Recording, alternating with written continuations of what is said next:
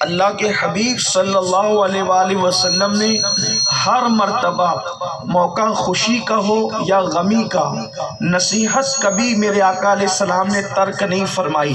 مثال کے طور پر عید کا موقع ہوتا تو خطبہ عیدین کے حوالے سے مومنوں کو نصیحت کی جاتی، جمعہ کا موقع ہوتا مومن جہاں جب جمع ہوتے تو دو خطبوں کے حوالے سے مومنوں کو نصیحت کی جاتی، حتیٰ کہ ظہر کی 4 رکعت ہے لیکن جمعہ میں 2 رکعت کر دی گئی۔ وجہ یہ ہے کہ 2 رکعت کے قائم مقام خطبے کو قرار دیا گیا، اور خطبہ اتنا اہم کہ اس وقت نہ کوئی گفتگو کر سکتا ہے، نہ اس وقت کوئی بات کر سکتا ہے، نہ کوئی دائیں بائیں دیکھ سکتا ہے، حتیٰ کہ اللہ اکبر اس وقت ذکر کرنے سے بھی منع کر دیا گیا۔ زبان سے ذکر نہیں کر سکتے کیونکہ خطبہ اور نصیحت سننا یہ زبان کے ذکر سے بہتر ہے۔ میرے پیارے آقا صلی اللہ علیہ وسلم کے پیارے دیوانوں، کسی کا انتقال ہوتا اور ابھی قبر کھودی جا رہی ہوتی، اس لیے کہ آج تو سہولت کا دور ہے، لوگ پہلے قبر کھدواتے اس کے بعد جنازے اٹھتے ہیں، اس وقت جو ہے کبھی کبھی قبر کھودنے میں تاخیر ہوتی، اللہ کے حبیب علیہ السلام جنازہ تیار ہوتا تب بھی خطبہ ارشاد فرماتے، کبھی احد کے شہداء کے مزار پر تشریف لے جاتے، وہاں بھی لوگوں کو جمع کر کے خطبہ ارشاد فرماتے، کبھی جنگ کا موقع ہوتا تب بھی میرے آقا صلی اللہ علیہ وآلہ وسلم خطبہ ارشاد فرماتے۔ غرض کے نصیحت کی کوئی جگہ ایسی نہیں کہ جو چھوڑی جاتی ہو، ہر جگہ نصیحت کی جاتی تھی۔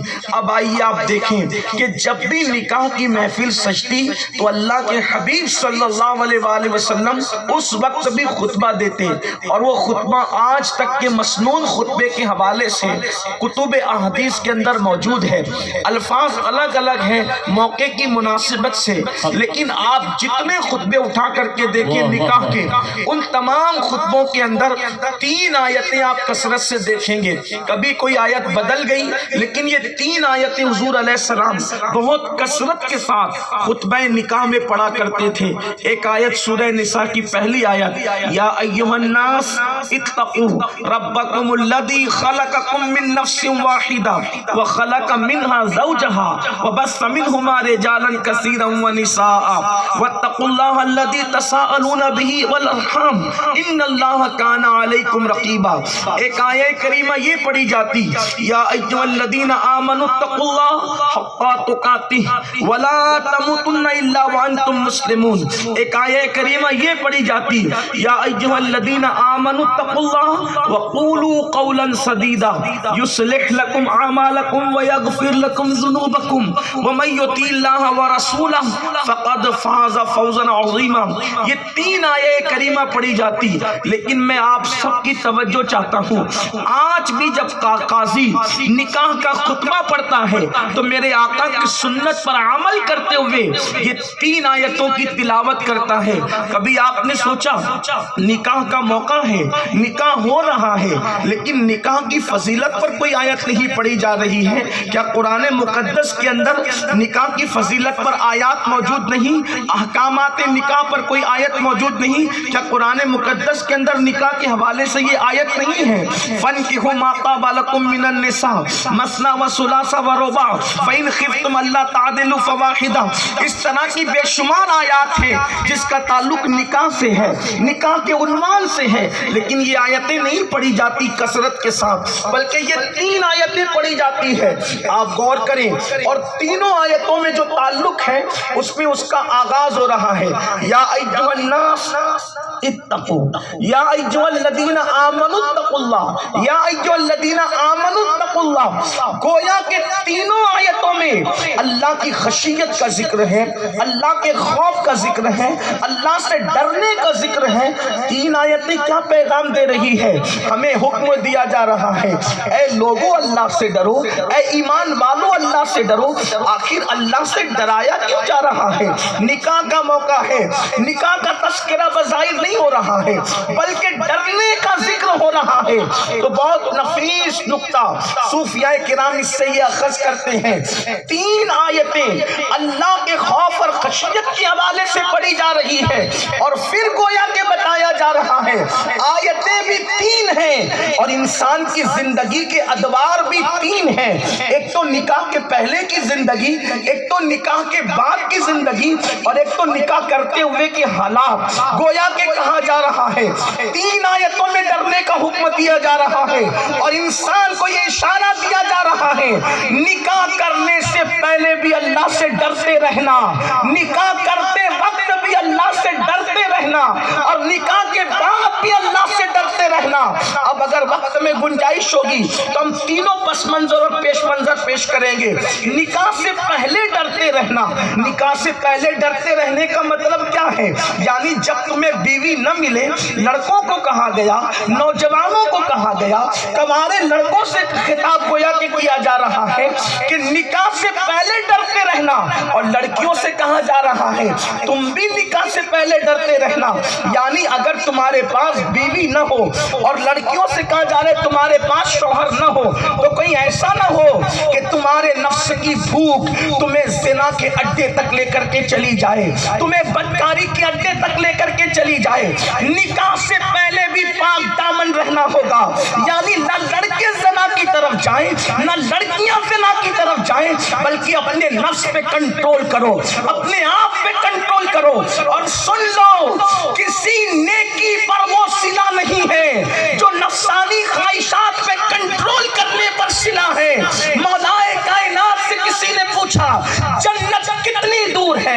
اللہ اکبر. کوئی کہتا ہے جنت اتنی دور، کوئی کہتا ہے جنت اتنی دور، کوئی کہتا ہے جنت اتنی دور، لیکن میرے مولا باب مدینۃ العلم سید السادات ابو الاولیاء خاتم الولایت مولائے کائنات سے کوئی پوچھتا ہے جنت کتنی دور ہے؟ فرمایا صرف 2 قدم کے فاصلے پر جنت ہے، جنت 2 قدم کے فاصلے پر ہے.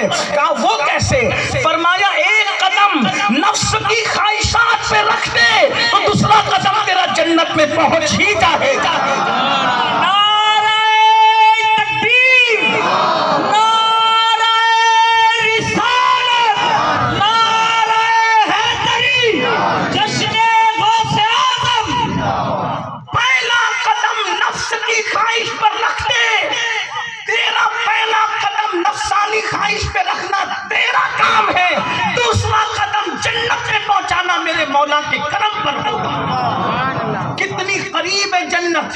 جنت اتنی سستی نہیں، لیکن نفسانی خواہشات پر جو کنٹرول کر لے اللہ اسے کتنی جلدی جنت عطا کرتا ہے.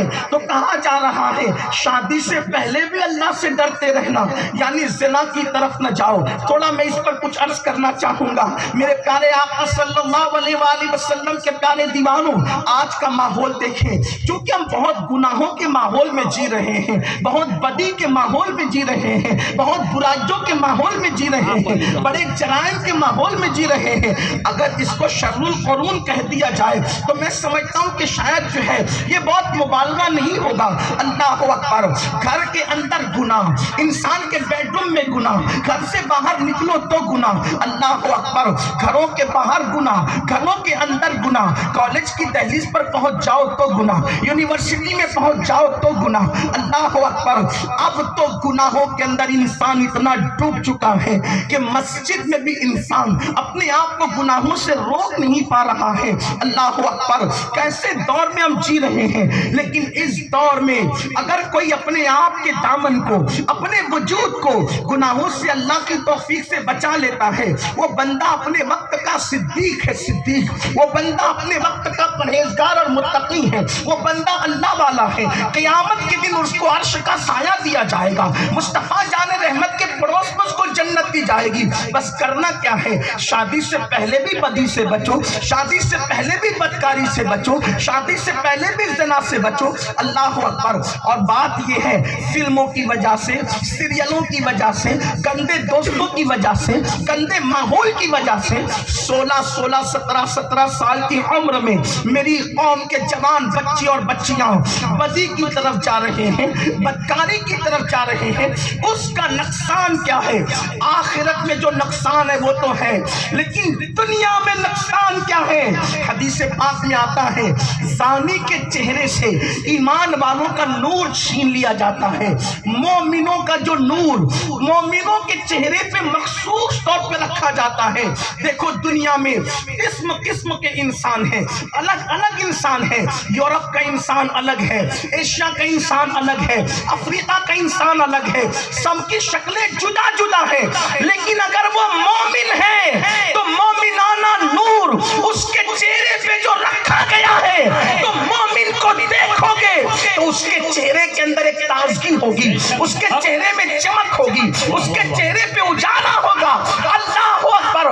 مومن اگر صدیق اکبر کی طرح گورا ہے تو بھی چہرہ چمکتا نظر آتا ہے، اور بلال کی طرح پکے کلر کا ہے تو بھی چہرہ چمکتا نظر آتا ہے۔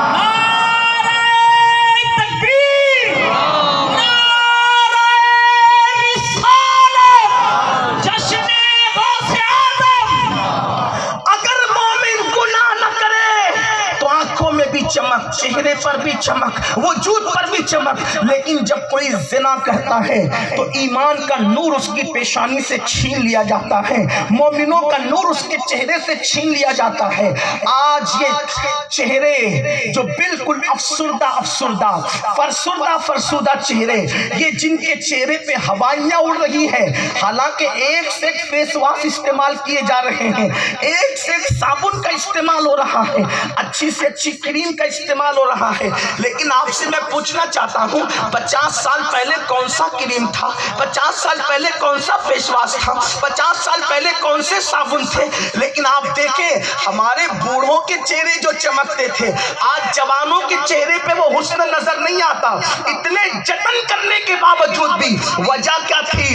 وہ اگرچہ اللہ اکبر تمہاری طرح بہت پڑھے لکھے نہ تھے، تمہاری طرح بہت اچھے لباس نہ پہنتے تھے، تمہاری طرح بہت اچھی عمارتوں میں نہیں رہتے تھے، تمہاری طرح بہت بنا سنوار کر جملے نہیں کہتے تھے، مگر ان کے دامنوں پر پیوند تو تھے، مگر ان کے دامن گناہوں سے داغدار نہیں تھے، ان کے دامنوں پر گناہوں کے دھبے نہیں تھے، تو بڑھاپے میں بھی چہرے چمکتے تھے، اور صرف بڑھاپے میں نہیں بلکہ کفن میں بھی ان کے چہرے تازہ گلاب کی طرح کھلتے نظر آتے تھے۔ اللہ اکبر۔ آج چہرے پہ جو ہوائیاں اڑ رہی ہے اس کی وجہ بدکاری ہے، اس کی وجہ زنا ہے، اور اللہ کے حبیب غیب کا نبی صلی اللہ علیہ وآلہ وسلم، صادق و مصدوق نبی صلی اللہ علیہ وسلم نے فرمایا زانی کے چہرے سے مومنانہ نور چھین لیا جاتا ہے، ایمان والوں کا نور اٹھا لیا جاتا ہے، ایمان والوں کا نور اچک لیا جاتا ہے۔ اب تم کتنے بھی جتن کرتے رہو، چمڑی کو سفید تو کر سکتے ہو لیکن چہرے کو نورانی نہیں کر سکتے، چہرے کو چمکدار نہیں کر سکتے۔ اللہ اکبر۔ تو پہلی نحوست چہرے پر آتی ہے، پھر میرے آقا مصطفیٰ کریم رؤوف الرحیم صلی اللہ علیہ وآلہ وسلم فرماتے ہیں زنا کی وجہ سے روزی تنگ کر دی جاتی ہے، تنگی رزق کا شکار ہو جاتا ہے، روزی کو تنگ کر دیا جاتا ہے۔ آج دیکھو تو صحیح، رات رات پر زنا دیکھنے والا جوان کسی ایسے شخص کی تلاش میں ہے کہ کوئی مجھے تعویذ دے دے تو میرے رزق میں برکت ہو جائے۔ اللہ اکبر۔ کوئی وظیفہ کر رہا ہے، کوئی وظیفہ کر رہا ہے، میں کہتا ہوں کسی وظیفے کی تمہیں ضرورت نہیں، صرف گناہ چھوڑ، صرف گناہ چھوڑ۔ وظائف کرنے والوں گناہوں میں ڈوب کر وظائف کرنے والوں، آنکھوں کو آوارہ کر کے وظیفے کرنے والوں، پاپ کے اڈوں کو آباد کر کے وظیفے کرنے والوں، وظیفوں کا وہ مقام نہیں جو مقام گناہوں کو چھوڑ دینے کا، اللہ سے ڈرنے کا، کیونکہ اللہ نے قرآن میں اعلان کر دیا جو اللہ سے ڈر کے گناہ چھوڑ دیتا ہے اللہ اس کو ایسی جگہ سے روزی عطا کرتا ہے جہاں اس کا گمان بھی نہیں جاتا، گمان بھی نہیں جائے گا وہاں سے روزی ملے گی؟ روزی تنگ کر دی جاتی۔ آج تنگی رزق سے کون پریشان نہیں؟ کہیں ہم سے زنا تو نہیں ہوا؟ کچھ لوگ زنا کر رہے ہیں، کچھ لوگ زنا دیکھ رہے ہیں، اور بزرگوں نے فرمایا زنا دیکھنا زنا کرنے کے برابر ہے۔ جن نوجوانوں نے اپنے آپ کو زنا سے بچا رکھا ہے، میں ان کی عظمتوں کو سلام کرتا ہوں، لیکن کیا زنا دیکھنے سے بھی بچے ہو؟ کیا اپنے آپ کو زنا دیکھنے سے بھی بچاتے ہو؟ نہیں۔ اگر نہیں تو پھر کسی بزرگ کا تعویذ، کوئی بڑے سے بڑا وظیفہ، کوئی قرآن مقدس کی سورت کی تلاوت آپ کی روزی میں برکت نہیں لا سکتی، کیونکہ جب محبوب نے کہہ دیا کہ روزی میں تنگی ہوگی تو ہوگی۔ ہم گھوم پھر رہے ہیں، ہم ادھر ادھر کے چکر لگا رہے ہیں، مختلف گلیوں میں پھرنے والوں، آؤ مصطفیٰ پیارے کی گلی میں۔ کس چیز کی کمی ہے مولا تیری گلی میں؟ دنیا تیری گلی میں، عقبہ تیری گلی میں۔ ارے وہ گلی تو ایسی ہے کہ اس گلی کو جنت بھی اشتیاق کی نگاہ سے دیکھتی ہے، اور جس کو ان کی گلی نصیب ہو جائے وہ جنت سے بھی بے نیاز ہو کر کہتا ہے سیر گلشن کون دیکھے، دشت طیبہ چھوڑ کر سوئے جنت کون جائے، در تمہارا چھوڑ کر۔ نعرہ تکبیر، نعرہ رسالت۔ ارے جب ان کی گلی میں جا کے جنت مل جاتی ہے تو روزی کیا چیز ہے؟ بلکہ یہ کہوں ان کی گلی میں جا کے خدا مل جاتا ہے۔ آپ کہیں گے ان کی گلی میں خدا ملتا، میں نے کہا قرآن کی آیت نے کیا نہیں کہا؟ لَوَجَدُ اللَّهَ تَوَّابًا رَحِيمًا۔ جب تم محمد عربی کے پاس جاؤ گے تو ضرور اللہ کو پالو گے، توبہ کرنے والا مہربان۔ ان کی گلی میں تو خدا بھی ملتا ہے۔ روزی کیا چیز ہے؟ مال کیا چیز ہے؟ پیسہ کیا چیز ہے؟ لوگ کہتے ہیں آج ہم تنگی رزق کا شکار، وجہ کچھ لوگ تو کر رہے ہیں بدکاری، کچھ لوگ دیکھ رہے ہیں بدکاری، بلکہ بدکاری دیکھنا تو بہت نحوست کی بات ہے۔ سید الطائفہ حضرت جنید بغدادی سے کسی نے پوچھا نماز میں مزہ نہیں آتا، لطف نہیں آتا، دل نہیں لگتا، تو سید الطائفہ جنید بغدادی کہتے شاید تو نے کسی زانی کی آنکھ میں جھانک لیا ہے۔ زانی کی آنکھ میں جھانک لو، زانی کی آنکھ میں جھانک لو تو نماز کا مزہ چلا جاتا ہے۔ جو قوم خود زنا دیکھے وہ مسجد تک کیسے پہنچے؟ علماء تھک رہے تقریر کرتے کرتے نماز کی فضیلت پر، مصلحین کی آواز بیٹھ جا رہی ہے نماز کی دعوت دیتے دیتے، مسجد تک آتے کیوں نہیں؟ کیوں؟ جو زانی کی آنکھ میں دیکھے اس سے نماز کی لذت چھینی جاتی ہے، جو خود زنا کرے وہ مسجد تک آ کیسے سکتا ہے؟ مسجد کی چوکھٹ تک کیسے؟ جب سب کے گھر میں جانے کی توفیق ہے تو رب کے گھر میں آنے کی توفیق کیوں نہیں؟ کہیں زنا کی طرف تو نہیں جا رہے ہو؟ اور قرآن تو زنا ہے، قرآن تو زنا کے قریب جانے سے منع کرتا ہے۔ قرآن کہتا ہے وَلَا تَقْرَبُوا الزِّنَا إِنَّهُ كَانَ فَاحِشًا وَسَاءَ سَبِيلًا، کہ زنا کے قریب بھی مت جاؤ کیونکہ یہ بہت برا فحش برائی کا راستہ ہے۔ پہلی چیز نور چھینا جائے گا چہرے سے، دوسری چیز روزی چھینی جائے گی، اور تیسری چیز اللہ عمر سے برکت کو اٹھا لے گا، عمر کی برکت کاٹی جائے گی۔ 2 منٹ کی لذت کے لیے زنا کے اڈوں کو آباد کرنے والے جوانوں سے کہہ دو زندگی کی کٹوتی ہوگی، زندگی گھٹا دی جائے گی، زندگی چھین لی جائے گی۔ اللہ اکبر، میرے آقا صلی اللہ علیہ وسلم کے دیوانوں، یہ دنیا کی مصیبت ہے۔ ایک اور بات، جو نکاح سے پہلے بدی سے نہیں بچتے ان کو ایک سزا قدرت اور دیتی۔ دنیا میں 2% سے 3% لوگ ایسے ہیں جن کو قدرتی طور پر اولاد نہیں ہوتی یا دیر سے ہوتی، 2 سے 3% بس، باقی 97% لوگوں کو اولاد دیر سے اس لیے ہوتی ہے یا اس لیے نہیں ہوتی کہ انہوں نے شادی سے پہلے اپنے دامن کی حفاظت نہیں. یہ بات یاد رکھنا. 3% لوگ ایسے ہیں کہ قدرت کا امتحان ہے ان کے ساتھ. بس اس 3% ایسا نہیں کہ جس کو اولاد میں واپس کو شک کی نظر سے دیکھیں. ایسا نہیں ہو سکتا ہے وہ 3% میں ہو جسے دیر سے آپ اس کو شک کی نظر سے دیکھو. یا تو اس نے کسی عورت سے زنا کیا ہوگا اس لیے اولاد نہیں ہو رہی ہے تاخیر سے, یا اپنے ہاتھوں سے زنا کیا ہوگا. آپ تصوف پڑھے اٹھا کر تو آپ کو پتا چلے گا چند لمحوں کی لذت کے لیے اتنی بڑی نعمت سے محروم رہ رہے. اب آپ کہیں گے عورت سے زنا تو سمجھ میں آتا ہے, ہاتھ سے زنا کیا ہے؟ چونکہ میرے بزرگ بیٹھے ممبر پر میں کھل کر کوئی بات نہیں کر سکتا, لیکن چونکہ مجبور ہوں, مجھے شوق نہیں, میں اپنے جوانوں کو بتانا چاہتا ہوں. اس لیے کہ اگر کوئی کنویں میں گر رہا ہو تو اس کا ہاتھ پکڑنے سے اگر بڑوں کی وجہ سے میں شرما جاؤں تو وہ تو کنویں میں گر جائے گا. مجھے نہیں پتا میرے اٹھنے کے بعد مجھے کون کیا بولے گا, میں نے اس کی پرواہ برسوں پہلے چھوڑ دی ہے. میں بس اتنا چاہتا ہوں اللہ کرے کہ میرے ٹوٹے پھوٹے جملے کسی کی زندگی کو تباہ کرنے سے بچا لے. ہاتھ کا زنا کیا ہے؟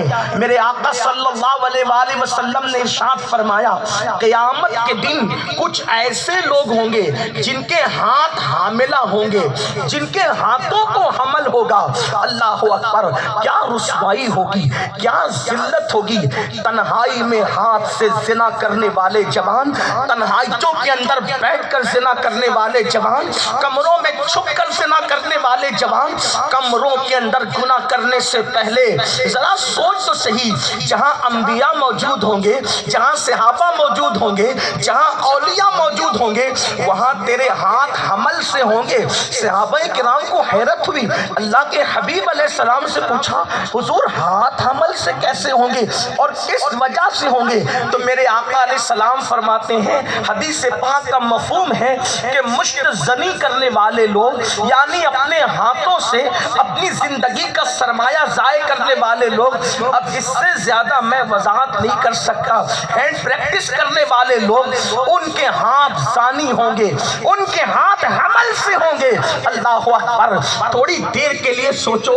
اللہ اکبر, پیر باپو جیسے لوگ موجود ہوں, محبوب باپو جیسے لوگ موجود ہوں, ظہیر باپو جیسے لوگ موجود ہوں, دادا باپو جیسے لوگ موجود ہوں, اور کسی کی یہ کمپلین کی جائے کہ یہ مشتزنی کرتا ہے, اس کی شرمندگی کا عالم کیا ہوگا, اس کی رسوائی کا عالم کیا ہوگا. اللہ اکبر, اپنے پیروں کے سامنے شرمندہ ہونے سے ڈرنے والے جب قدرت کے سامنے تیرے ہاتھ حاملہ کی شکل میں لائے جائیں گے, اس وقت تیری آخرت کی تباہی کا کیا ہوگا, تیری آخرت کی بربادی کا کیا ہوگا. اللہ اکبر, میرے جوانوں میں تمہاری منت کرتا ہوں, سرمایہ جوانی گٹروں میں بہانے کے لیے تو نہیں, سرمایہ جوانی ضائع کرنے کے لیے تو نہیں. اللہ اکبر, اور یہ کیوں ہو رہا ہے پتا ہے, گندی فلمیں اس راستے پر پہنچاتی ہے, زنا کے مناظر اس راستے پہ پہنچاتے ہیں. یہ برائی آج سے 10-20 سال 50 سال پہلے ہمارے سماج میں نہیں تھی, لیکن جب سے آنکھیں آوارہ کر دی گئی, جب سے آنکھوں کو آوارہ کر دیا گیا, جو جی میں آ رہا ہے دیکھ رہے ہیں. اللہ اکبر, ہمارے صوفیہ نے تو یہاں تک فرمایا اگر تجھے بکری کا دودھ دونے کی حاجت نہیں ہے, ہو سکے تو بکری کا دودھ, بکری کا تھن دیکھنے سے بھی بچ. اگر تجھے دودھ دونا نہیں ہے بکری کا تو بکری کا تھن دیکھنے سے بھی بچ, یہ تقویٰ کے زیادہ قریب ہے. ہمارے بزرگوں نے یہاں تک فرمایا.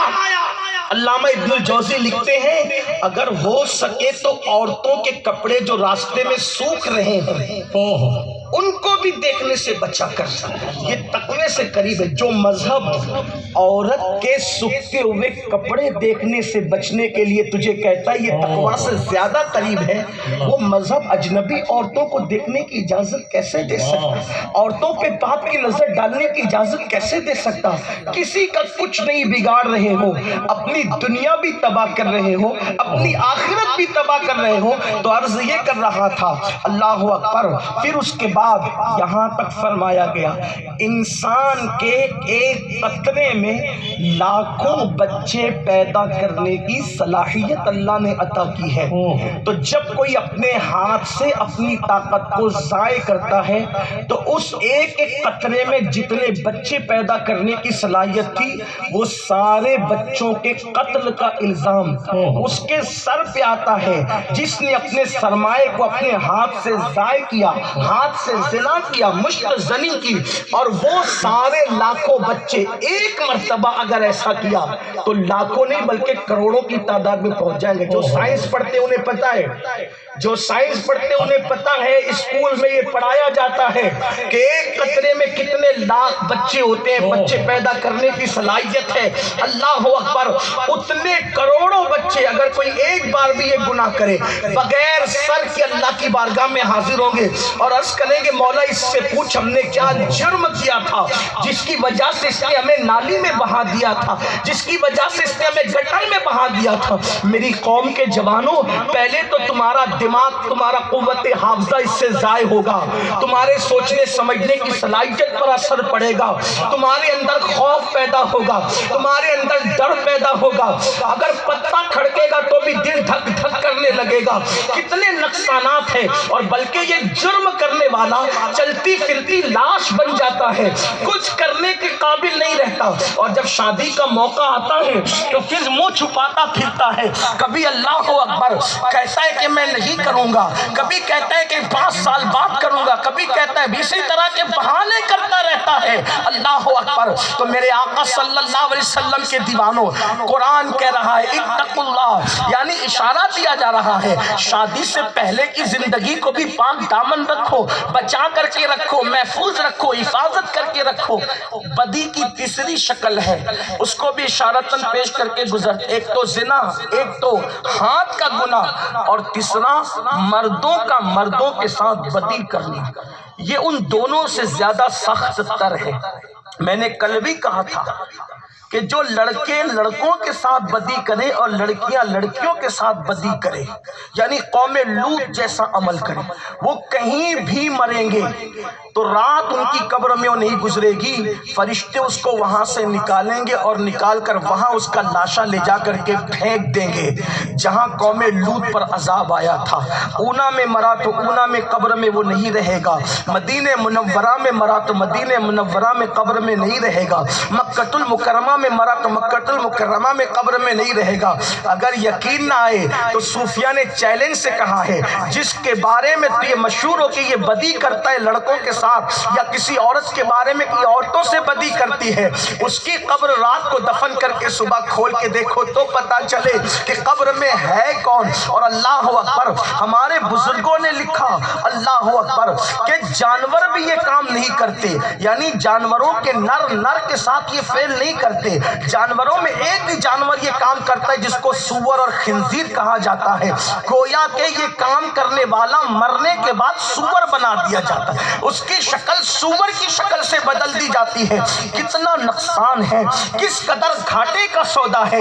اس لیے میں اپنی قوم کے جوانوں سے کہتا ہوں خدا کے لیے بدی سے بچو، اپنی شرمگاہوں کی حفاظت کرو، اپنی آبرو کی حفاظت کرو، تو شادی سے پہلے گناہ سے بچو، اس کے بعد آپ دیکھیں اس کا کس طرح سے انجام ہے۔ اب یہ تو دنیا کا انجام ہوا، یہ تو دنیا کی چند چیزیں ہوئی، اگر دنیا کے اندر جو نحوست پہنچتی ہے وہ ساری چیزیں بتائی جائے تو بہت وقت جاتا ہے، لیکن میں ان سب پر نہیں جاتا، اس لیے کہ مجھے آگے بھی پڑھنا ہے، آپ کے سامنے آگے کی گفتگو بھی کرنا ہے۔ لیکن میں اتنا کہوں گا سب کے لیے توبہ کے دروازے کھلے ہیں، کوئی کتنا بڑا جرم کرے، کوئی کتنا بڑا پاپ کرے، کوئی کیسا ہی گناہ کرے، اگر وہ سچے دل سے توبہ کر لے میرا اللہ اس کو معاف کر دیتا ہے۔ لیکن سچے دل سے توبہ کا مطلب یہ نہیں کہ آپ استغفار کی تسبیح لے کر بیٹھ جائیں، نہیں، توبہ کا مطلب یہ ہے جو فعل میں گرفتار تھے اس کے لیے اپنی اللہ سے عہد کر لو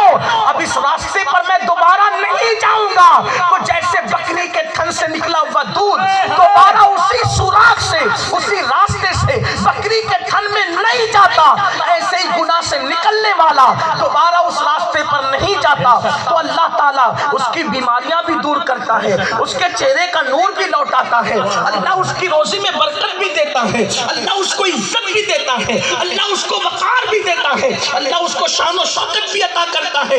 توبہ کے دروازے کھلے ہیں، میری قوم کے جوانوں اگر احساس ہے میرے اللہ کی طرف پلٹ جاؤ، ورنہ سن لو حضرت سیدنا امام شافعی رحمت اللہ علیہ نے فرمایا اللہ اکبر کہ ہر قرض لیا ہوا قرض لینے والا اپنی مرضی سے لوٹاتا ہے، لیکن زنا وہ قرض ہے کہ تم کسی کے ساتھ کرو گے تمہارے خاندان کی کسی لڑکی سے وہ قرض خود بخود ادا ہو سکتا ہے۔ اسی لیے فرمایا پاک دامن رہو، تمہاری بیٹیاں پاک دامن رہیں گی، پاک دامن رہو، تمہاری بیٹیاں پاک دامن رہیں گی، پاک دامن رہو، تمہاری بہنیں پاک دامن رہے گی۔ اگر آج کے پرفتن دور میں ہمیں اپنی بیٹیوں کی عزت کی حفاظت کرنا ہے تو دوسروں کی عزت کی حفاظت کرنا سیکھ جاؤ، اپنی نظروں پہ کنٹرول کرنا سیکھ جاؤ۔ یہاں پر ایک بات مجھے یاد آتی ہے، حالانکہ گفتگو مجھے ایسا لگ رہا ہے کہ طویل ہو رہی ہے، مجھے 2 آیتوں پر اور بھی گفتگو کرنا ہے، لیکن ایک بات کہتا ہوں، آج کل کے جوان یہ سوچتے ہیں کہ میری بہن کو کوئی نہ دیکھے اور میں سب کو تکتا پھروں، میری بیوی کو کوئی نہ دیکھے اور میں سب کو تکتا پھروں۔ شیشے کے گھر میں بیٹھ کر کسی کے مٹی کے گھر پہ پتھر مارو گے، اس کا گھر ٹوٹے نہ ٹوٹے تمہارا شیش محل چکنا چور ضرور ہو جائے گا۔ اس لیے اگر خود کی بیٹیاں بچانا ہے نا تو دوسروں کی بیٹیوں کی آبرو پہ کبھی ہاتھ نہیں ڈالنا، دوسری جگہ کبھی منہ نہیں ڈالنا، عزت بچانے والے بنو۔ میں پوچھتا ہوں آج مسلم جوان کسی کے پاپ کی نظر ڈال رہا ہے، آپ کی اپنی تاریخ تو پڑھو، ہندوستان کیوں آئے تھے؟ ہندوستان مسجدیں بنانے آئے تھے، ہندوستان خانقاہیں بنانے آئے تھے، ہندوستان میں مدرسے بنانے آئے تھے، ہندوستان میں تم نے پہلی بار قدم کیوں رکھا تھا؟ ہندوستان میں تم اس لیے آئے تھے، ایک بیٹی کی آبرو لوٹی گئی تھی اور اس کی ماں نے خط لکھا تھا کہ میری بیٹی کی آبرو لوٹی گئی ہے، تو مسلمانوں نے کہا تھا بیٹی کسی کی بھی ہو، بیٹی بیٹی ہوتی ہے، بیٹی مومن کی ہو یا کافر کی ہو، بیٹی بیٹی ہوتی ہے۔ ہم جیسے کلمہ پڑھنے والی بیٹیوں کی عزت بچاتے ہیں، ویسے جو کلمہ نہیں پڑھتے ان کی عزت کو بھی ویسے ہی بچایا کرتے ہیں، اس لیے کہ بیٹی بیٹی ہوتی ہے۔ ہمارے یہاں بیٹی کا بلند مقام ہے، اور یہ تصور مسلمانوں کو کہاں سے ملا تھا؟ جب حاتم طائی جیسے کافر کی بیٹی مصطفیٰ جان رحمت کے دربار میں ہاتھوں میں زنجیر ڈال کر کے بغیر دوپٹے کے لائی گئی تھی۔ اللہ اکبر، ایک تو بڑا نام تھا حاتم طائی کا، دوسرا اس کی بیٹی کے ہاتھوں میں زنجیر تھی اور وہ دوپٹے کے بغیر تھی، تو تاریخ کے اوراق گواہ ہے، پشت زمین نے دیکھا، چشم فلک نے دیکھا کہ مصطفیٰ جان رحمت نے اپنی مزمل و مدثر والی چادر اس لڑکی کے سر پہ ڈال کر کے دنیا کو پیغام دیا تھا، بیٹی مومن کی ہو یا کافر کی ہو، بیٹی تو بیٹی ہوتی ہے۔ میرے آقا نے اس کے سر پہ چادر ڈالا تھا، کہاں گئی وہ فکر، کہاں گئی وہ سوچ؟ اسلام صرف داڑھی ٹوپی کی بات کرنے نہیں آیا، اسلام صرف مالا جپنے کی بات کرنے نہیں آیا، اسلام تو بیٹیوں کی عزت کو تحفظ دیتا ہے، اسلام تو بیٹیوں کی آبرو کو تحفظ دیتا ہے۔ اللہ اکبر، آج مسلمانوں کی فکر کہاں چلی گئی؟ آوارگی اس حد کو پہنچی، دوست کی بہن بھی نہیں چھوٹ رہی ہے، آوارگی اس حد تک پہنچی کہ بھابھیوں پر بھی پاپ کی نظر ہے۔ میں کھل کر گفتگو کرنے کا عادی ہوں، لیکن یاد رکھنا کتنے خاندان ایسے ہیں جہاں بھائی کی وجہ سے بھائی کا گھر لٹ گیا، جہاں سسر کی وجہ سے بہو کا گھر لٹ گیا۔ یہ صورتحال ہے، وجہ اللہ کا خوف دلوں سے نکل گیا، اللہ کی خشیت دلوں سے نکل گئی۔ ہر سال عمرہ کر کے اپنے پاپ پر پردے نہیں ڈال سکتے، ہر سال حج کو جا کر کے اپنے عیبوں پہ پردے نہیں ڈال سکتے۔ واللہ اگر کسی کو پوری زندگی کعبہ دیکھنے کو نہ ملے اور وہ اپنی زندگی کے اندر آنکھوں پہ کنٹرول کر لے تو وہ اس پاپی کعبہ دیکھنے والے سے بہتر ہے جس نے اپنی آنکھوں پہ کنٹرول کر لیا ہے۔ اس کی وجہ یہ ہے کہ میرے آقا مصطفیٰ جان رحمت صلی اللہ علیہ وآلہ وسلم فرماتے ہیں اگر کوئی خوبصورت عورت، اجنبی عورت، نامحرم عورت کسی کے سامنے آئے اور وہ اس تصور سے کہ اللہ دیکھ رہا ہے اپنی آنکھوں کو نیچے کر لے، اللہ اس کی زندگی کے سارے گناہوں کی مغفرت کر دیتا ہے اور اسی وقت 300 جنتی حوروں کے ساتھ اس کا نکاح کر دیا جاتا ہے۔ سبحان اللہ، نعرہ تکبیر، نعرہ رسالت، جشن غوث اعظم، جشن اصلاح معاشرہ کانفرنس۔ لیکن گناہ آنکھوں پر سے کنٹرول ختم ہو گیا، اسی لیے عبادت کی لذت نہیں، اللہ کے گھر تک پہنچنے کی توفیق نہیں۔ آنکھوں پہ کنٹرول کرو۔ آنکھوں پہ کنٹرول کی بات آئی تو مجھے ایک بات یاد، اگر کوئی نظر آ جائے اور تنہا ہو تو جیسے بلی چھچڑے میں نیت ڈالتی ویسے آج کے نوجوان لڑکوں کی پوزیشن ہوگی۔ میرے جملے سخت ہو تو معاف کرنا، اس لیے کہ ہیرو کو یہی کرتے دے، ہیرو سے تمہارا کیا تعلق ہے اور تم سے ہیرو کو کیا تعلق؟ وہ نچنیا، وہ زانی، وہ شرابی، اس کی اوقات کیا ہے؟ تم اپنی حیثیت تو دیکھو۔ ہیرو چاہے کوئی کمار ہو چاہے کوئی خان ہو، اس سے آپ کا کیا تعلق ہے؟ آپ کا تعلق تو مدینے کی سرکار سے ہے، آپ کا تعلق تو مصطفیٰ جان رحمت سے ہے۔ نعرہ رسالت، نعرہ رسالت، تاجدار ختم نبوت، تاجدار ختم نبوت۔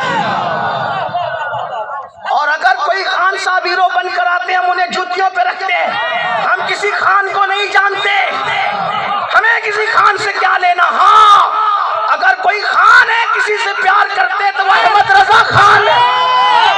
عشق محبت، عشق محبت۔ اس لیے کہ اور خان زنا کی طرف لے جا رہے ہیں اور یہ خان مدینے کی طرف لے جاتے ہوئے کہتا ہے لے خبر جلد کہ غیروں کی طرف دھیان گیا، میرے مولا میرے آقا تیرے قربان گیا۔